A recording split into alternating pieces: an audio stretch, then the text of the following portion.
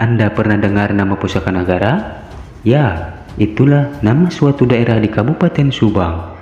Menurut sejarah yang beredar, nama daerah Pusaka Nagara mempunyai asal-usul daerah tersebut. Ada dua versi asal-usul daerah Pusaka Nagara Kabupaten Subang.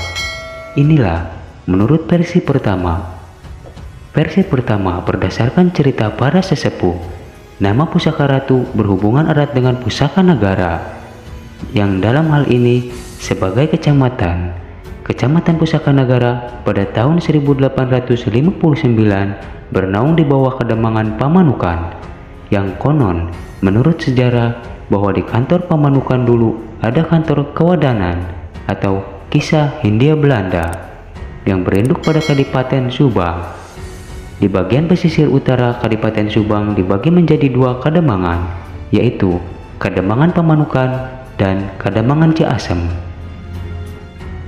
Nama Pusaka Nagara berhubungan erat dengan cerita legenda Dewi Milangsari yang ada di Pamanukan, Sang Hyang Sri yang ada di Ciasem, Nyi Masunti yang ada di Pusaka Nagara, tepatnya di Desa Pusaka Ratu, dan Arya Wangsa Jati yang ada di Kecamatan Pusaka Jaya, tepatnya di Desa Kedung Jati.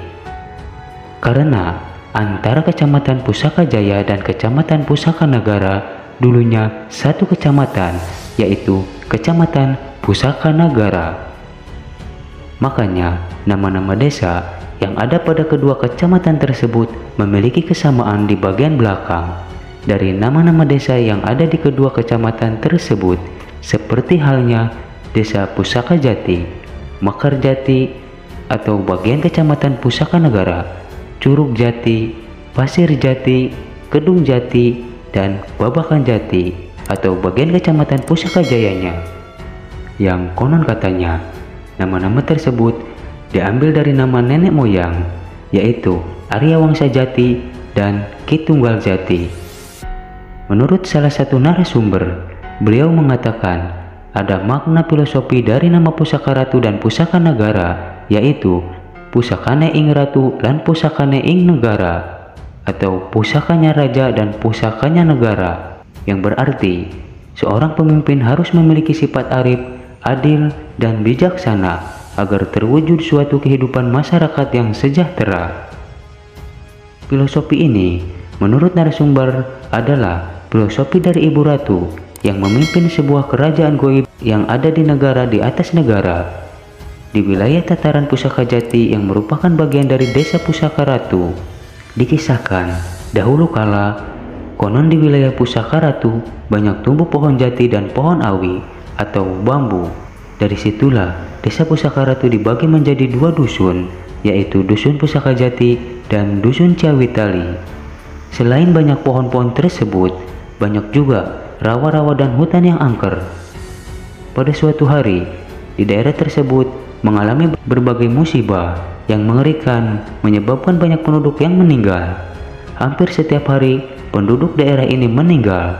Berbagai usaha telah ditempuh untuk mengatasi musibah ini, namun sia-sia, yang pada akhirnya penduduknya banyak yang pindah mencari kampung lain. Kabar ini menyebar ke beberapa kerajaan sekitar seperti Kerajaan Pajajaran dan Kerajaan Cirebon, sehingga kedua kerajaan tersebut mengutus beberapa utusan mencari tahu penyebab musibah yang terjadi di daerah tersebut. Di antaranya adalah putra Adipati Indramayu dari Kerajaan Pajajaran yang bernama Arya Kiban atau Raden Sutajaya.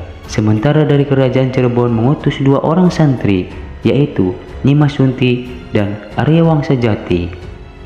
Setelah diutusnya beberapa utusan dari kedua kerajaan tersebut untuk menyelesaikan berbagai masalah yang terjadi, akhirnya daerah Pusaka Ratu kembali normal. Warga pun kembali ke daerah tersebut untuk memulai beraktivitas seperti bercocok tanam, palawija, dan lain-lain.